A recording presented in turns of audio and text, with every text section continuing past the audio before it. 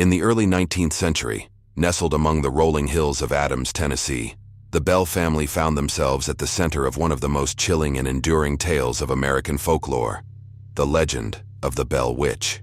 Get ready for one of the most frightening Southern tales out there, often referred to as America's greatest ghost story. This is the tale of the Bell Witch haunting.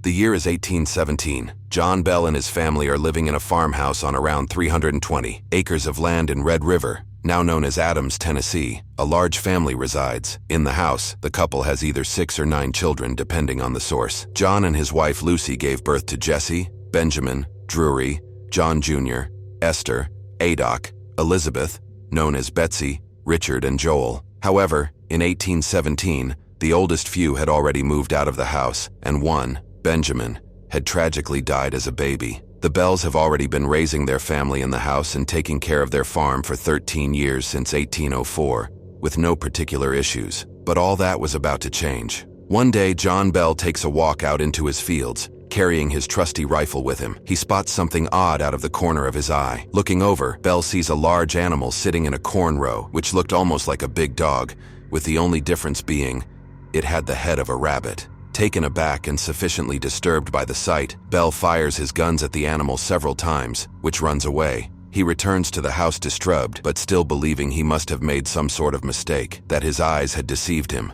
So John puts this strange occurrence out of his mind and sits down to dinner. Little did he know, the bizarre incidents are only the beginning. That same night, the entire Bell family starts hearing noises all around the house, alternating between what sounds like scratching and someone beating on the wall. Outside, the sounds continue throughout the night. A few times, the Bell parents and the older sons run outside to try and see if they can catch the person behind the sounds, but to no avail. Every time they run out, there is no one there. Over the next few evenings, the intensity and frequency of the sounds increase, with the beatings getting so loud the children are unable to sleep. But then one evening, the sounds move inside. The younger Bell children wake up one night to tell their parents that it sounds like rats are gnawing at their bedposts. As you might have guessed, there are no rats anywhere to be found. As if the sound of invisible rodents weren't enough to keep someone awake, an invisible force starts yanking bed covers off the children and tossing their pillows aside. It seems whatever this malevolent force is, it's only getting stronger.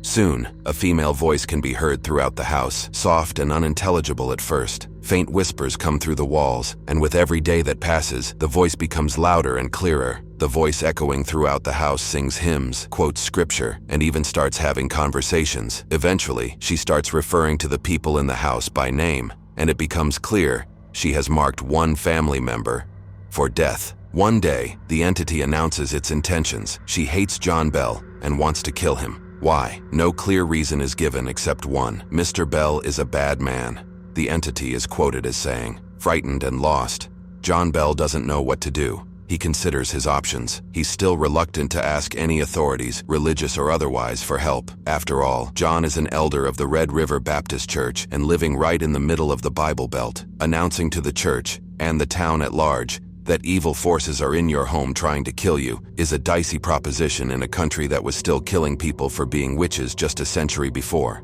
So John decides to go to his best friend, James Johnson. At first, Johnson is understandably skeptical. He requests to spend a night at the Bell house with his wife so he can see what's happening for himself. As night descends, the same supernatural activity that has terrified and exhausted the Bell family starts again. Johnson has his bed covers yanked and is even slapped in the face. He calls on the spirit to ask what it wants. There's no answer, but the activity ceases. The next morning, Johnson tells John Bell that whatever is in his house is an evil spirit, the kind the Bible talks about. He convinces John to share these strange events with a local trusted preacher and the community at large. John does so, and word of the haunting spreads far and wide. Unfortunately, the more attention is brought to the evil force inside the Bell home, the stronger it seems to grow. Neighbors and even those just passing through come by to try and figure out what the spirit is, call on it, or make it disappear, and each interaction yields a different response from the entity. One phantom response goes, "I am a spirit. I once was very happy, but I have been disturbed and made unhappy. I am the spirit of a person who was buried in the woods nearby, and the grave was distrubed, my bones disinterred and scattered, and one of my teeth was lost under this house. I am here looking for that tooth."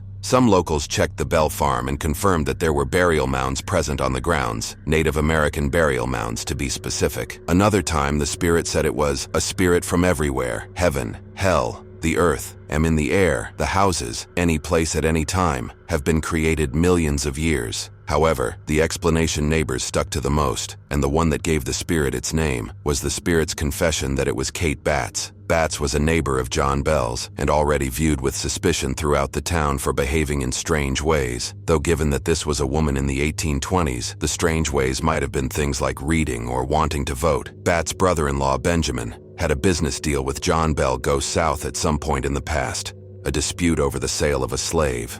So, no one involved in this story was a great human being. Over the years, local people twisted facts and said the dispute was between Kate and John Bell instead. Kate, of course, vehemently denies any accusation that she is involved in witchcraft or responsible for this spirit in any way. Thankfully for her, the local community had become Jewsed progressive enough to not execute her over an accusation of witchery, though many of them still stuck to calling the ghost Kate. However, the idea that a witch is involved sticks throughout history, hence the Bell Witch haunting. Besides killing John Bell, the entity haunting the Bell home has another big objective in mind. She seems to focus a lot of her aggression and violence on another member of the household, the youngest daughter, Betsy. Betsy would get scratched, slapped, and hit by the ghost constantly. Strangely enough, the ghost had a specific problem with Betsy. She did not want Betsy to marry her childhood sweetheart and current fiancé, Joshua Gardner. Killing a family member is one thing for a ghost to threaten, but being against a specific marriage match is incredibly strange. The repeated threats from the witch against the marriage lead Betsy to the brink of madness. She eventually meets up with Joshua outside the house and tearfully tells him she cannot marry him.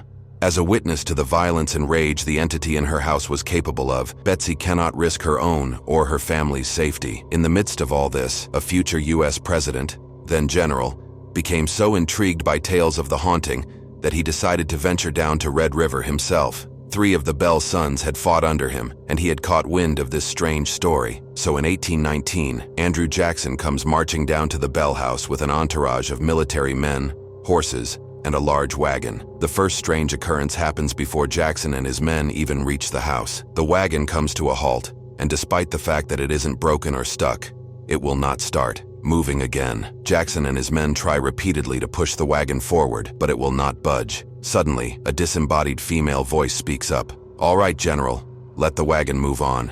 I will see you tonight." Jackson and his men continue on to the house and set up tents in the yard to sleep there overnight. His men are a little perplexed, but hardly rattled by the events so far. In fact, one of his men even proudly taunts the spirit, proclaiming himself to be a witch tamer. He pulls out a pistol with a silver bullet and tells the rest of the soldiers that the witch won't bother him because she's too scared of what's in his gun. Anyone who's seen a horror movie can probably guess what happens next. The witch tamer starts screaming as his body jerks spastically in several different directions, until eventually, he is literally kicked out of the camp by an unseen entity. The rest of the soldiers are terrified and beg Jackson to leave, which they hurriedly do, and they are spotted in Springfield very early the next morning. Unfortunately, it seems terrifying. A future president isn't enough to satisfy the Bell Witch. She has one more horrific act left to do. John Bell, now approaching his 70s, starts to experience erratic and uncontrolled body movements, facial twitching, and trouble swallowing. Some say his symptoms would be classified as seizures today. Perhaps unknown to the rest of the family,